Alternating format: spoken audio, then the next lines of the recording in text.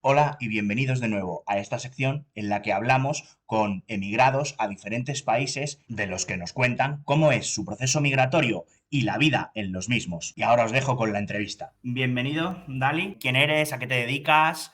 Y ahora mismo, ¿dónde estás viviendo? Buenas, muchas gracias por invitarme a tu canal. Mi abreviatura, aquí el nombre que veis que pone Dali es directo a la yugular, porque tengo un pequeño canal de YouTube donde me dedico a hacer vídeos de crítica social normalmente. Pero bueno, yo soy pues un médico español que cuando terminó de hacer su especialidad, que en este caso es oftalmología, es lo que es la especialidad de los ojos, pues decidí marcharme a Francia. Y la verdad es que no me arrepiento para nada. Creo que es un tema que puede ser interesante, eh, a pesar de que, bueno, es un país que tiene mucha fama de ser un país donde se pagan muchos impuestos y tal, pero la verdad es que depende de cómo te lo montes, puede tener oportunidades que están bastante bien. En mi caso, la mía, desde luego, yo estoy encantado. Tú, cuando terminaste, nada más terminar los estudios, ¿decidiste irte a Francia por algún motivo en especial? ¿Probaste primero en España a ver si encontrabas trabajo? ¿O cómo fue esa toma de decisión de me voy y me voy a Francia? Mm. A ver, yo empecé la carrera en Andalucía. Luego me fui a Madrid a hacer la residencia y yo vi que el estilo de vida que tenían mis compañeros más mayores, los que ya eran adjuntos, que ya eran especialistas, me parecía un estilo de vida un poco esclavo, la verdad, porque tenían unos sueldos que estaban bien, pero realmente el buen sueldo lo hacían las horas extras. O sea, las guardias, el estar todo el rato trabajando sin parar, tener 20 minutos para comer y así todos los días. Y yo me dije, esto para mí no es. De hecho, empecé a estudiar alemán porque en España tenemos la sensación de que el idioma, el país donde se gana más es Alemania y todo lo relacionado con lo alemán, o al menos así es como yo lo sentía en ese momento. Y incluso hice una rotación en Zúrich y la verdad es que me gustó, pero entre tanto, antes de terminar la residencia, conocí a una persona que se había formado en el mismo hospital que yo y que ya había hecho el camino de irse a Francia como unos 5 o 6 años antes. Y entonces, pues bueno, un conocido de conocido me lo presentó y a partir de ahí tuvimos relación, fui a visitar el sitio donde él trabajaba, me contó qué condiciones tenía y me convenció. Y yo desde entonces ya me puse a estudiar francés. Ya dejé lo del alemán y me puse a estudiar francés por internet. Y nada, en cuanto acabé me vine para Francia. Es verdad que cometí un pequeño error simplemente por error de novato. Yo terminé la residencia y pensaba que tú con eso, tú ya al ser especialista, tú ya te podías ir al extranjero a trabajar y que no ibas a tener ningún problema. Y la verdad es que estuve 11 meses sin trabajar. Estuve 11 meses en el paro porque no podía trabajar por cuestiones burocráticas. ¿Qué problema había o qué necesitaste hacer para poder salvar ese paso burocrático? Pues tuve dos principales problemas. El primero era español, porque en España, para trabajar como especialista y poder inscribirte en el Colegio de Médicos como especialista, te piden el título de especialista, pero se hace la vista gorda, porque normalmente tú ya te has inscrito cuando eras residente. En cambio, para ir a Francia me decían que necesitaban el título de especialista y a mí no me lo habían dado todavía. Yo, fíjate, para que te hagas una idea, yo terminé la residencia en mayo y me dieron el título en diciembre. Durante esos 6 meses yo no era especialista porque no tenía el título. O sea, no había nada que traducir a francés ni a nada porque no podía justificar en el extranjero que yo era especialista. Entonces, ya una vez te dan la orden de expedición del título, ya a partir de ahí te dan un título provisional y ya con eso sí puedes solicitar que te lo traduzcan y demás. Entonces ya nos metemos en enero, después de traducirlo, y se lo doy al Colegio de Médicos departamental, que es de la provincia donde yo ejerzo. Y ellos lo envían por correo ordinario al Colegio de Médicos de París, que tardó otros 3 meses y pico en darme la aprobación. Entonces se me juntó la burocracia de España con la burocracia de Francia. Y a eso me salieron los 11 meses, vamos. Ujú. Pero una vez resolviste eso, trabajo rápido y sin Sí, problemas. eso en cuanto lo resolví ya trabajé sin ningún problema y todo bien, vamos. Y una pregunta, has comentado que los sueldos en España es más por horas extra y tal. ¿Qué diferencia porcentual puede haber entre un salario, digamos, base de un horario estándar de un médico cualquiera entre España y Francia? Vale, a ver, yo es que también la diferencia es que yo estoy como autónomo, o sea, yo soy liberal en Francia. Yo nunca he trabajado en un hospital público en Francia, ni he trabajado en nada relacionado con lo público en Francia. En cambio, en España yo estaba, un residente es un médico que trabaja en lo público y luego Ajá. los adjuntos y demás, aunque trabajaban en privada también, pues estaban mitad y mitad, ¿no? Entonces lo tengo difícil para decirte exactamente la diferencia que hay. Hombre, los sueldos son más altos en Francia y las condiciones son mucho mejores. Quiero decir, para que te hagas una idea, un chico que trabaja en el hospital, también te digo que yo donde vivo es una zona, es del sur de Francia, es una zona más o menos rural. No sé si hasta qué punto eso influye mucho en las condiciones laborales. Supongo que sería como si te vas a trabajar, no sé, a Burgos o a Guadalajara, algo así, ¿no? Pues Ujú. entonces este chico, por ejemplo, trabajaba de lunes a viernes, tenía una pausa de 1 hora y media para comer y a las 4 o así se iba a su casa, o sea, 4, 4 y media, y veía, pues, no sé, 12 pacientes al día, una cosa ínfima. ¿Vale? O sea, tenía una calidad de vida en el sentido del trabajo, un trabajo muy poco exigente y luego, aunque es verdad que trabajaba de lunes a viernes, pero era un trabajo, yo creo que tan poco exigente que encima sales a las 4 y media, pues oye, es genial, porque en Francia, no sé si lo sabes, pero los horarios son bastante diferentes con respecto a España. En España lo típico el horario típico es de 8 de la mañana a 3. Eh, y en Francia, en cambio, lo normal es de 8, 8 y media a 12, 12 y media, y luego de 1 y media a 2 hasta las 5 y media o 6 de la tarde. Eso es, digamos, el horario normal. Hay una gran pausa en mitad. Con lo cual, si en Francia tú sales a las 4 y media, eres un campeón.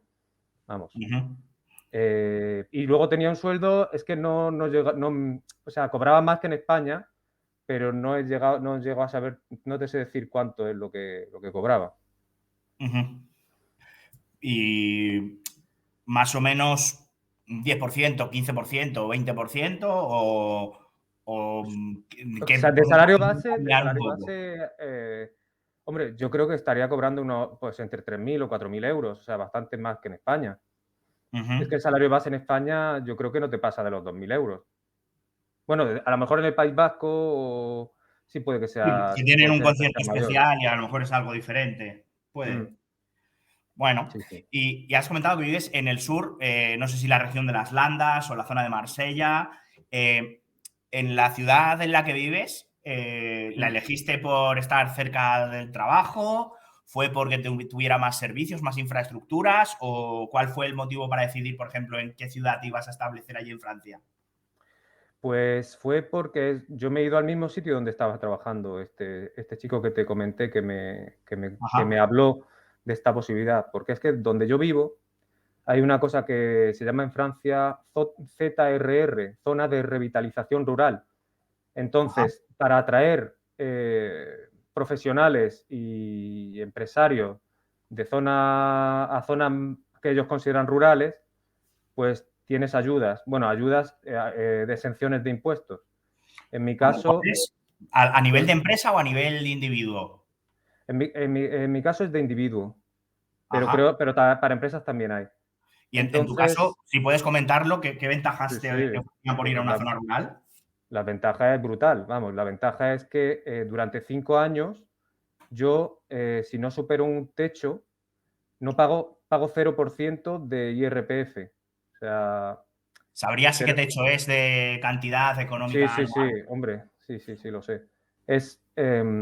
Son 5 años y se calcula es hasta 200.000 euros de lo que te hubiera tocado pagar. Es decir, se calcula por trienio, o sea, por cada 3 años, ¿vale? Entonces, si tú Ajá. el primer año te hubiera tocado pagar 66.000, segundo 66.000 y tercero 66.000, no pagas nada, son cero que pagas. En cambio, si el tercer año ya hubieras estado, pon en 100.000, pues de 66, te hubiera tocado pagar lo que excede de esos 200.000 euros que te he dicho que era el Sí, cheque. sobre 20.000 de base imponible, Pero vale. vamos, que en 5 años es que te ahorras más de 200.000 euros en impuestos. O sea, por Ajá. mucho que... Y eso es una cosa que es una maravilla, vamos. Aparte de que luego el sexto año tienes una reducción del 25%, el séptimo año del 50% y el octavo del 25%. O sea, es que encima dura más tiempo.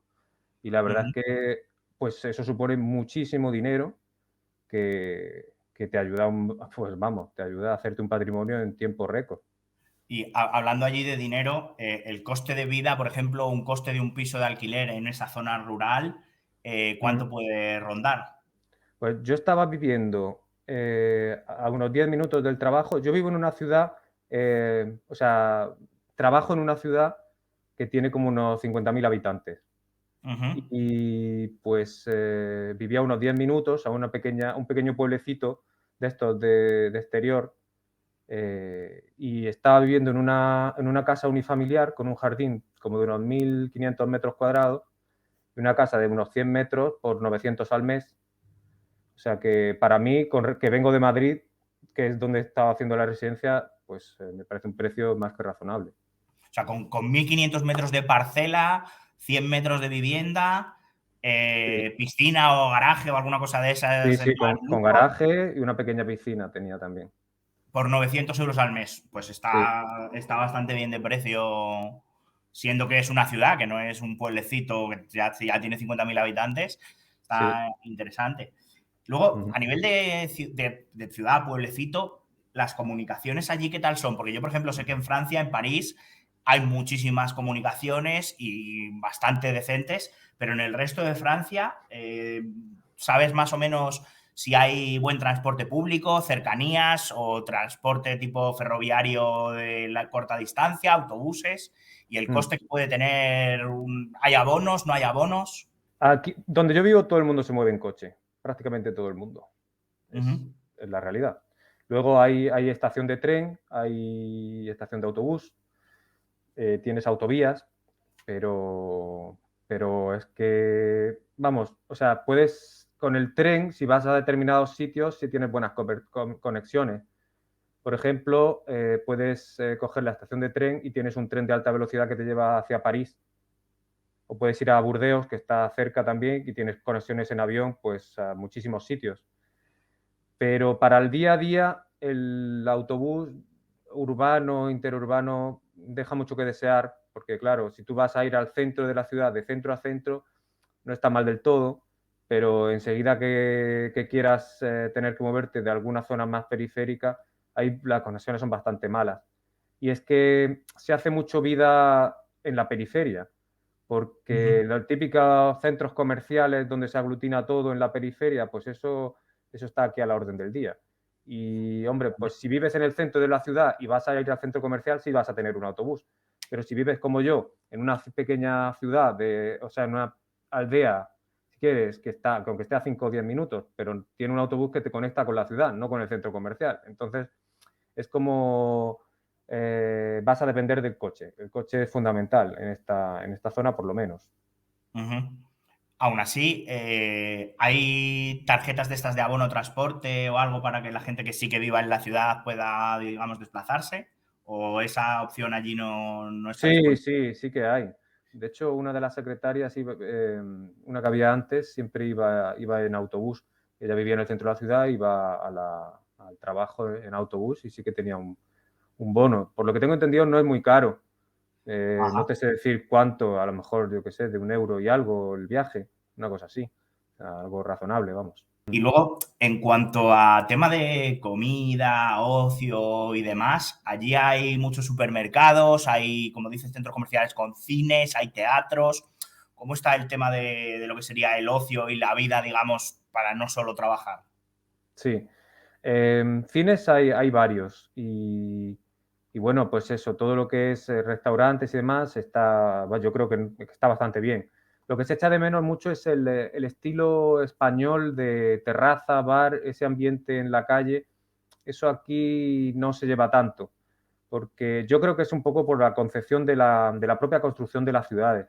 al ser núcleos urbanos mucho menos masificados, al construirse muchas más casas, construirse en extensión, eso hace que las calles suelen estar bastante desérticas.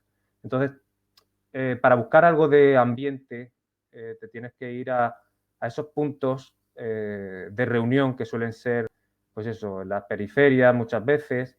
Y ya te digo, si no, pues se echa mucho de menos el típico casco histórico de las ciudades españolas donde tú te vas allí y hay una terraza y si no te vas al bar de al lado, y eso aquí no lo hay.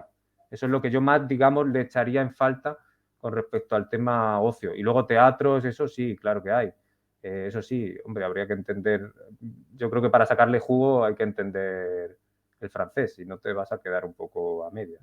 Sí, no tendría mucho sentido, ni tampoco ir al cine, realmente, salvo que veas a una versión original en inglés. Pero bueno, para que la gente conozca, digamos, qué disponibilidad de ocio hay, y si te has ido a Francia, entiendo que sabes francés. Nadie se va a Sí, ir a vivir a Francia sin poder entender nada en absoluto, o por lo menos sin la intención de aprender antes de tener eso como un destino fijo.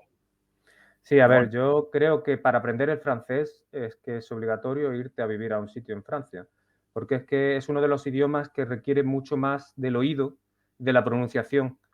Hay otros idiomas que a lo mejor yo creo que estudiando son más sencillos para un hispanohablante de poder aprenderlos para aprender a comunicarte. Pero el francés es que tú puedes estudiar lo que quieras en tu casa, pero tú hasta que no te pongas a hablar con un francés y muchas horas, no vas a entender bien lo que te dice, ni tú te vas a comunicar bien, ni él te va a entender, porque es que si no pronuncias las cosas bien, no te entienden. Entonces, al final es el trabajo lo que te da, lo que te permite tener un buen nivel de comunicación. Pero y bueno, hablando, hay que dar el salto y en cuestión de, es que das un, mejoras en cuestión de unas semanas, notas que mejoras brutalmente en cuanto empiezas a usarlo todos los días. volviendo sobre el tema del trabajo y cambiando ya un poco a una generalización, Ujú.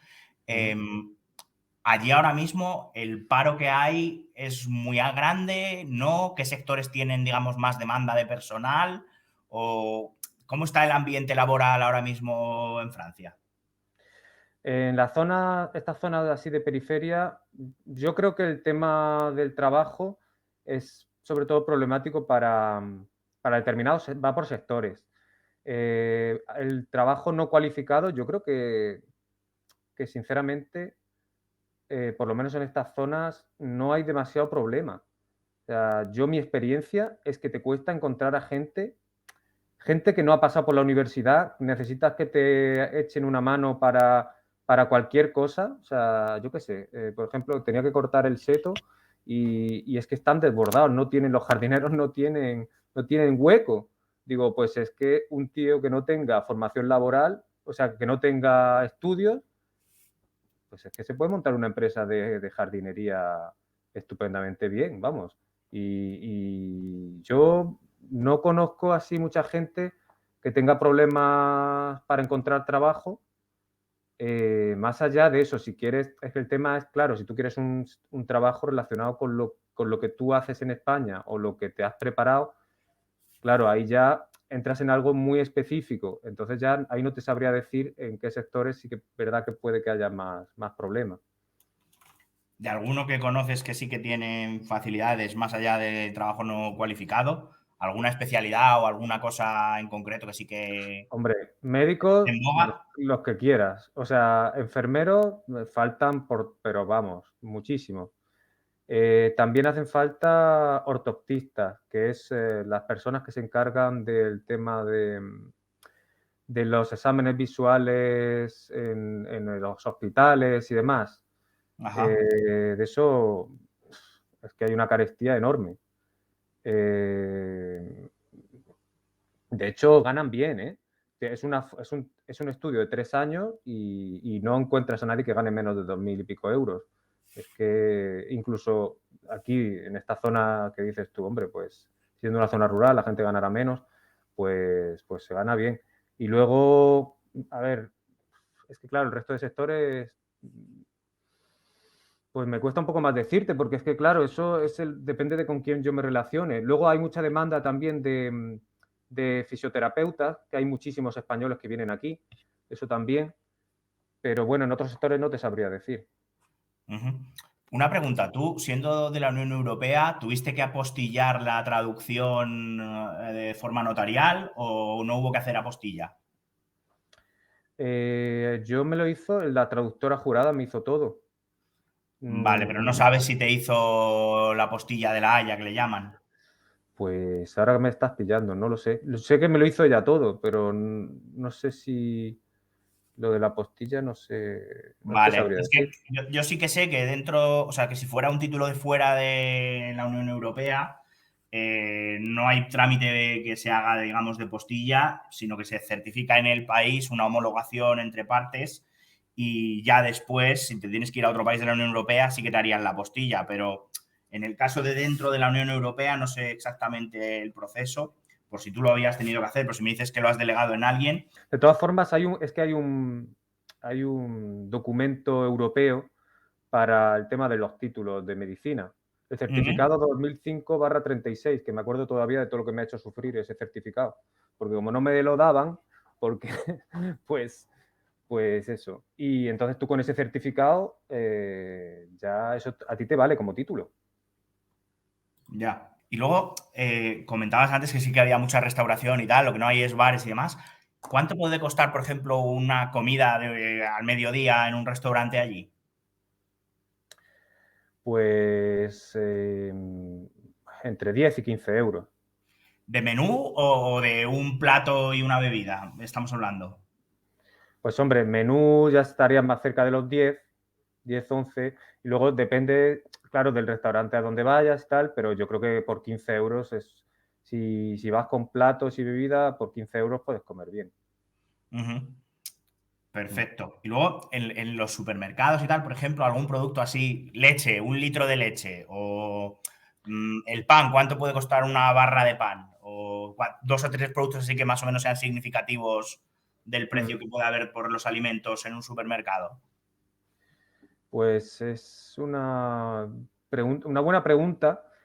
Yo la verdad es que no he notado diferencias con respecto a España, salvo con algunos productos muy concretos, que me gusta a mí comprarlos cuando voy a España al Mercadona, pero, a ver, una barra de pan, ¿cuánto me cuesta a mí? 4 barras de pan las suelo comprar por 2,80. Litro de leche a lo mejor está en 70 céntimos. Ujú. ¿Qué más me has preguntado? Una docena de huevos, más o menos. Una docena de huevos, pues 1 euro y algo. Yo ya te digo, yo no he notado mucha diferencia. Tampoco te sé decir, en París, yo creo que ya cada vez más los supermercados y las grandes superficies, los precios son mucho más similares dentro del mismo país. Es la Ujú. impresión que yo tengo. Pero ya París no te sé decir porque tampoco he ido yo a un supermercado en París. Mm. Luego, en la zona de las Landas, el sur, suroeste, ¿hay demasiada masificación o, digamos, son zonas más tranquilas para residir o qué volumen de criminalidad, si conoces, puede haber allí respecto de Francia, la parte norte de París y demás? Aquí es una zona muy segura. Me comentan la gente que lleva aquí ya mucho tiempo que antes es que no había personas de otras etnias, que ahora eso está cambiando, me dicen. Pero hoy por hoy, realmente yo solo te puedo decir que se puede notar alguna marginalidad precisamente en algunos centros de ciudades. O sea, en Burdeos sí que puedes ver, sí que cuando yo he ido de turismo sí que he podido ver barrios un poquito más inseguros, a pesar de ser turísticos, pero en estas pequeñas ciudades yo creo que son bastante seguras en general. De hecho, una cosa que me llamó la atención cuando vine aquí fue que nadie tiene barrotes en las ventanas y que la gente, pues lo típico de dejarte el móvil encima de la mesa, todo este tipo de detalles que tú te vas fijando y ves que no son muy cuidadosos, pues eso al final nace, yo creo, del hecho de que es una zona más o menos segura. Ujú. O sea, ninguna casa, ni siquiera una planta baja, la tienen con barrotes. Nada. A lo mejor en la ciudad algunas hay que sí, Ajá. pero en los barrios residenciales no tienen barrotes ninguna. Y nada, pero ya te digo, es que hay gente que no tiene ni vallas en las casas, es que tú vas entrando, cuando me visitan familiares, a veces se meten en casas de gente, porque como no tienen vallas, pues no saben dónde empieza la propiedad, ¿sabes? Y Ujú. algunos tienen casas con parcelas muy grandes y algunos tienen un lago y cosas de estas, y entonces pues tú estás dando un paseo y si no sabes, pues que es que te puedes meter en la casa de alguien, ¿sabes? Sí. Entonces ya te digo que en general muy seguro. Perfecto. Luego, comentando también tema de servicios y demás, tú ya me has dicho que tú trabajas como autónomo en el sector privado, pero luego a nivel de sanidad, ¿qué tipo de prestación de servicios da Francia? ¿Tiene sanidad universal, pública? ¿No la tiene? ¿Tienes que tener una cobertura con un seguro privado para cubrir X porcentaje? ¿Cómo Mm. funciona el sistema sanitario allí? A ver, hay algunas personas con bajos recursos que tienen todo cubierto al 100% y algunas enfermedades en concreto, por ejemplo, la diabetes y tal.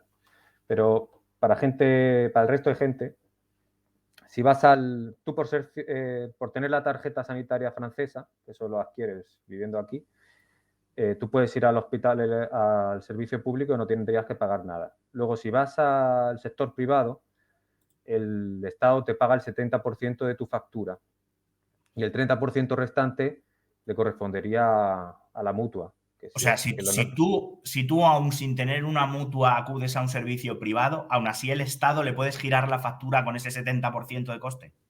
Sí, exactamente. Qué curioso. De hecho, Y claro, la contraprestación que esto tiene es que los precios están regulados. Entonces, la factura básica, por ejemplo, yo en una consulta de oftalmología son 30 euros. Y son 30 euros y ya está. El 70% lo paga el Estado, el 30% lo paga la mutua. Entonces, claro, ocurre que esto es una cosa mala que tiene la regulación de precios y es que hay determinadas patologías o lo digo sobre todo en lo referente a la cirugía. Hay determinadas cirugías que no son rentables porque, claro, cuando han puesto el precio, pues no se ajusta a la realidad del esfuerzo y el trabajo que eso conlleva. Y como hay tanta demanda de médicos, al final el médico casi que puede decidir a qué dedicarse, porque es que trabajo le sobra, o sea, no tiene tiempo para estar, para abarcar cosas que están súper mal pagadas. Te hablo, por ejemplo, la cirugía de glaucoma está muy mal pagada con respecto a la cirugía de la catarata y requiere muchísimo más esfuerzo y dedicación, con lo cual al final ese tipo de cirugías acaban yendo a hospitales universitarios. Eh, sí, digamos que perjudica al servicio, al tipo de servicio que se puede ofrecer por no haber profesionales cualificados que les merezca la pena claro, hacer esa yo cuando práctica. llegué aquí a esta zona yo quería hacer un poco de todo, claro, para intentar dar un servicio más integral. Pero es que lo que me doy cuenta es que no doy abasto, que tengo 5 meses de lista de espera y al final, pues lo que te hace es la consulta. Sí, la consulta es una consulta normal, pero luego la cirugía al final te acabas teniendo que centrar más en las cataratas porque es lo que al final el sistema te incentiva a que hagas. Y para el resto de cirugías también hay que hacerlas, pero es que, claro, yo, si al final para operar una cosa voy a tener que dejar de operar 2 cataratas y encima me van a pagar la mitad, pues al final, pues lógicamente, voy a tener que acabar derivando esos pacientes a los hospitales de las grandes ciudades como Burdeos o a Po, por ejemplo. Ujú. Y además de temas sanidad y demás, ¿hay algún otro servicio así de prestación estatal que esté tan regulado o cómo está ese asunto? Em, Como por ejemplo, No sé, correos, educación o cómo funciona, por ejemplo, el sistema educativo allí. ajá. A ver, el sistema educativo yo creo que tiene una ventaja muy buena con respecto al español, sin entrar al detalle, porque tampoco te sabré decir si la educación es que sea muy, muy buena o no. Pero sí que me gusta que he visto que la gente hace prácticas, estando en los últimos años de instituto, hacen prácticas en empresas y eso me parece que es algo muy positivo. Alguna persona he tenido ya que ha venido a mi gabinete pues simplemente a ver cómo trabajo, para ver si eso le gusta, para saber qué carrera quiere coger. y demás. Y creo que eso está bien porque ayuda a que la gente esté más en conexión con el mundo real, que creo que es algo que en la educación española pues es algo que es de lo que peca la educación española justamente. Luego, en cuanto a calidad, pues es que no tengo hijos, pero bueno, tengo entendido que está bien. Ujú. ¿Y sabes más o menos cuánto puede costar, por ejemplo, un colegio privado allí en Francia al mes por orientación para tener, digamos, una referencia económica en caso de que alguien quiera optar a una educación privada? Pues no, ese dato no lo tengo. Tengo el dato de lo que cuesta una guardería por una persona que acaba de tener una hija y que, claro, está pues trabajando y le hace falta llevarla a la guardería. Creo que me dijo que eran unos 800 euros al mes, lo que le estaba costando. Por todo el día de cuidado de un Sí, bebé en al la mes guardería. con todo, sí. Ujú. Mm. Bueno, ya es un dato económico interesante conocer. Yo Bueno, la no verdad es que sé, supongo que hay mucho, pero tampoco sé lo que se paga en otros sitios, o sea que no te sé decir. depende también de la guardería y del tipo de servicio que te ofrezcan, si también le Mm, dan comida, si son unas pocas horas solo, ahí hay mucha variación. Pero bueno, como mm. referencia, sabiendo que es todo el día y con todos los cuidados durante ese día, ya tenemos esa referencia económica. Otra cosa que te quería preguntar, que me has dicho que tú no tienes hijos y demás, pero la vida familiar allí hay bastantes parques, hay ocio para los niños, es un sitio, digamos, que las familias, a diferencia que a lo mejor puede suceder en España, que la gente en el pueblo, el tener un hijo supone un problema para su escolarización, para que pueda luego acudir a una universidad, para que tenga el ocio necesario para, digamos, distendirse. ¿Ahí hay muy buena oferta o al ser una zona rural tienen pocas opciones familiares, por así decirlo? Hombre, yo creo que justamente estas zonas rurales se centran mucho en la familia, en los padres con hijos, en la mayoría, en muchísimas actividades. Eso se ve porque la gente joven, yo creo que hay, entre que estudia, hacen sus estudios y forman una familia, en ese tiempo normalmente esta zona tiene pocos jóvenes, poca gente de menos de 30.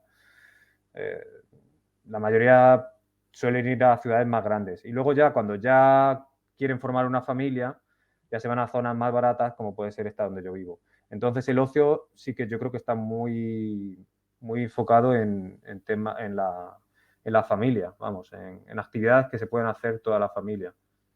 Ujú.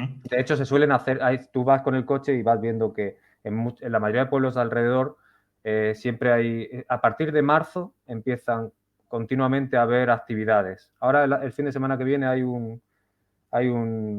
una competición de motocross en un pueblo de aquí al lado.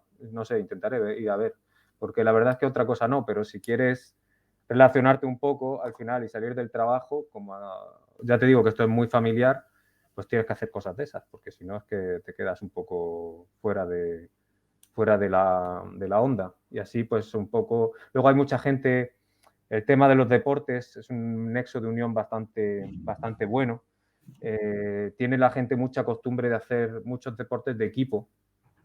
Hay muchísima gente. Eso me llamó la atención con el tema pues, del tenis, el pádel, el rugby. Me llamó la atención los jóvenes que hay que hacen mucho nexo social con ese tipo de actividades. Ujú. Bueno, Y en la Irlanda lo que es muy típico también para las personas más mayores que les encanta, el típico irlandés eh, es cazador. Y si tiene más de 60 años, es cazador. La caza aquí a la gente le encanta. Es una cosa que tiene también mucha tradición.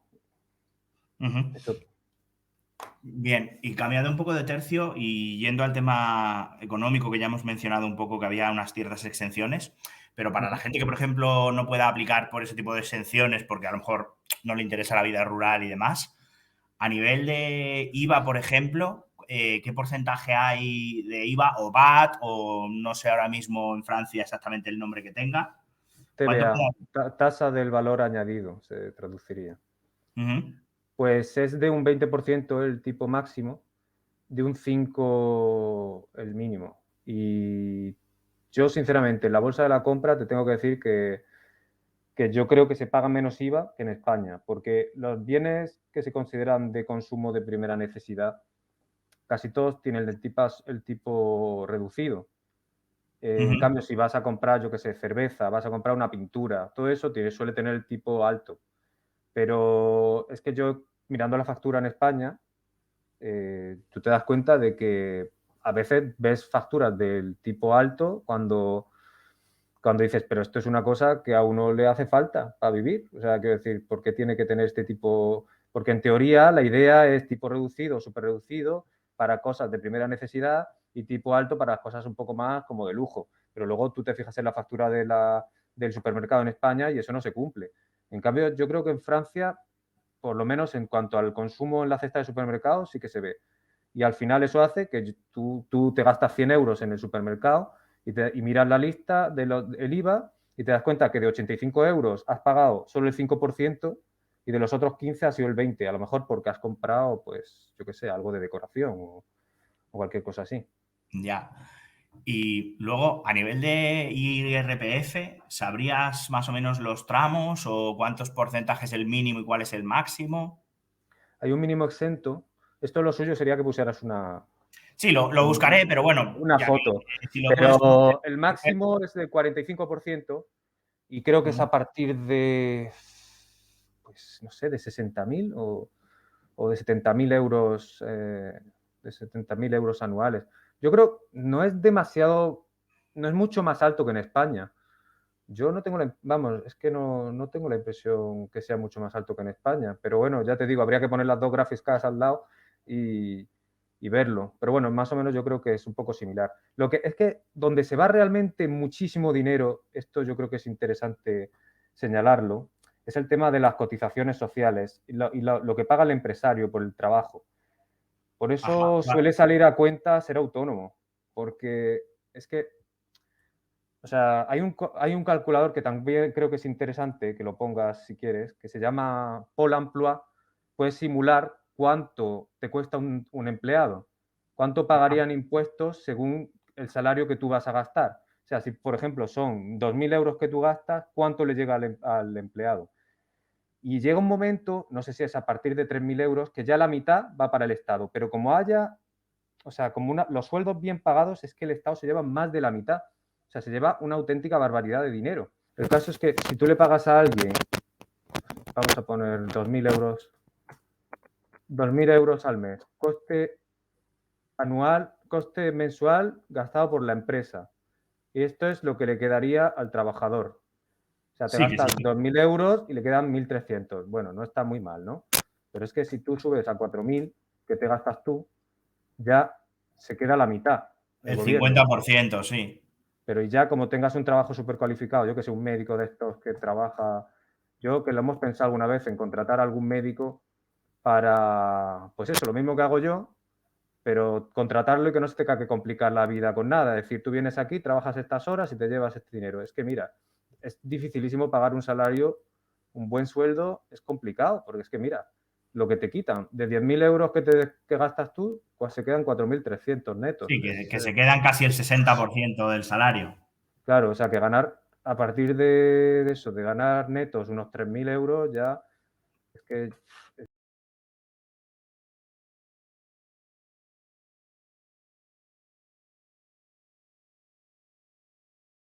El Estado. es ya un robo.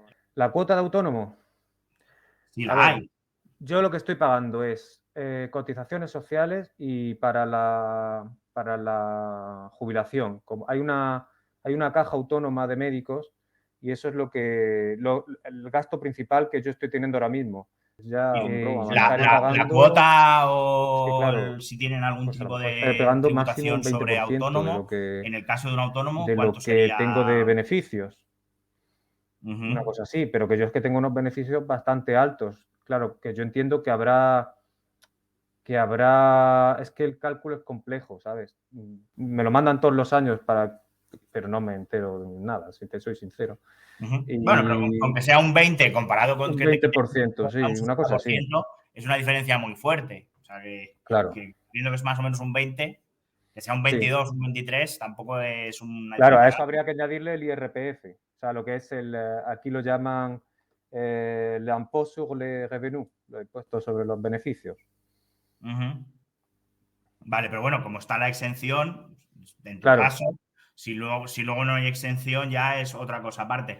O sea, en luego la lo tabla que que es hemos cuando ya no visto, haya exención, luego por lo que tengo, yo es que tengo un contable que me aconseja de todas estas cosas y tengo la suerte de que hay un compañero que ya ha pasado por esto, que es este que me convenció de venir. Luego, por lo visto, lo que te interesa es crearte como una empresa, que tú eres propietario de esa empresa y entonces te pones un sueldo y el resto se queda en beneficios de la empresa, con lo cual tributas por sociedades y con eso lo puedes invertir, puedes hacer un holding o no sé qué historias y con eso lo puedes invertir en acciones o lo que mira, tú consideres y te ahorras un buen pico en impuestos. ya Entonces, que lo creo, comentas, el sí. impuesto de sociedades allí, ¿sabrías qué porcentaje tiene? Pues es que es variable porque, o sea, está entre el 15 y el 25%. Entre el 15 y el Depende de la 25. actividad, porque, por ejemplo, ahora estamos pensando en, vamos a comprar ahora mismo estamos de alquiler en el despacho de médicos que tenemos. Entonces queremos comprar uno para que sea ya nuestro y entonces estábamos viendo las modalidades de cómo hacerlo, si teníamos que comprar el edificio directamente, si compramos la empresa propietaria de ese edificio y demás. Y el contable nos estuvo explicando los impuestos que se pagan por el alquiler que cobras tal, y es de un 15% de impuestos sobre de las sociedades. Pero luego yo sé que hay otros que son mayores, entonces es que no te sabría decir, porque depende.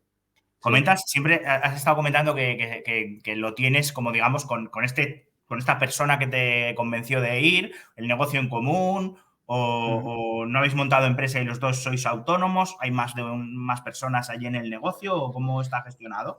Pues inicialmente había dos médicos solamente, que el último de ellos se retiró ya, se jubiló en diciembre del año pasado. Entonces estos dos trajeron a este del que te he hablado. Y este me trajo a mí. Y ahora hemos traído un tercero. Entonces ahora mismo somos tres. Pero nuestra idea es de construir perdón, de comprar un edificio que ya está hecho de unos radiólogos que se van y poder traer más médicos para que trabajen con nosotros. Entonces, por eso estuvimos mirando la posibilidad de hacerlos asalariados y demás.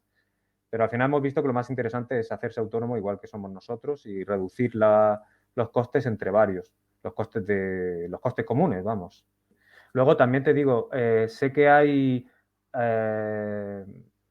bastante inversión pública en tema de innovación. Cuando, para no descartar todas las posibilidades, contactamos con una empresa especializada en subvenciones públicas. Digo, por si imagínate que hubiera alguna ayuda o algo, por ser médico, por ser una zona de carestía sanitaria y demás. Pero no, bueno, nosotros no hubo suerte. Pero me dijeron que, por ejemplo, en Burdeos había habido una empresa que se dedicaba a la impresión 3D de tejido vivo era una startup, Sí, para con la trasplantes. idea de trasplantes y demás, y que le pagaron el 100% de la inversión. Quiero decir que dependiendo del sector donde estés, por lo visto en el sector tecnológico puede haber, por lo que me dijo este chico de esta empresa de las subvenciones, me dijo que había bastante dinero que se movía. O sea que dependiendo del sector, es que el problema es que es cierto que hay que enterarse de todas estas cosas y es muy difícil buscar esta información. Es para al final el boca a boca. Vale, a ver, yo como consejo a quien vea el vídeo, ya digo, conviene siempre recurrir a un profesional que se encarga del tema de la burocracia con el Estado y hay empresas, también las hay en España, para poder tener un profesional especializado que conoce toda la normativa, todas las diferentes subvenciones que pueden existir, todas las desgravaciones que te pueden aplicar dependiendo de qué condiciones, etcétera, para poder, digamos, hacerlo bien y que tengas más posibilidades de conseguir ese tipo de ventajas, por así decir, en lugar de ir tú a lo loco. Porque normalmente la burocracia que hace falta para poder presentar las memorias de proyecto y demás, para poder optar a ello, suele ser bastante especialita, por decirlo de una forma suave. Sí, Así sí, que yo totalmente recomiendo. cierto. Pero yo creo que ya profesional. dentro de un sector concreto, ya cuando tengas enfocada una zona en la que tú te quieras fijar más, muchas veces el hablar con gente que ya está ahí o que ha pasado por algo similar, eso te ayuda muchísimo. Ya te digo, hay cantidad de casos. Yo no me voy a poner a contarte experiencias personales, pero creo que es que hay que combinar ambas cosas. Yo creo que esa es la mejor opción. Ujú. Y tú, ¿cuántos años llevabas? ¿3 años ya? Sí, yo empecé a ejercer en abril de 2019. ¿Y en algún momento te has planteado a lo mejor irte de Francia o para volver a España o para irte a otro sitio? ¿O ya crees que te vas a quedar allí y que no tienes ninguna morriña? Sí, es duro. A ver, lo del coronavirus en el extranjero se lleva muy mal. Yo soy una persona que siempre he sido bastante casero y me las apaño bastante bien, pero mi pareja sí, hombre, lo ha pasado mal. Y, y bueno, es algo que por momentos puede ser complicado. La familia está lejos, te pierdes muchas cosas que van ocurriendo. Pero yo es que no me veo volviendo a España para trabajar en las condiciones que hay en España. Bueno, pues no sé si quieres hacer una despedida, comentar alguna cosa que creas que es importante o interesante más de allí, de Francia o del proceso migratorio. Eh, y si no, pues nada, darte también las gracias por haber querido participar de este espacio para promocionar, digamos, diferentes alternativas para quien quiera emigrar, conozca un poquito de primera mano la información de diferentes países. Y como siempre, mi canal es el tuyo casi. Y ya sabes que te Ujú. hemos invitado en más ocasiones. Nada, pues yo te agradezco mucho, como siempre, que me invites. La verdad es que yo me lo paso muy bien siempre que vengo. Pero nada, yo qué le diría a la gente que quiera venir a Francia, es que yo creo que más o menos está todo dicho.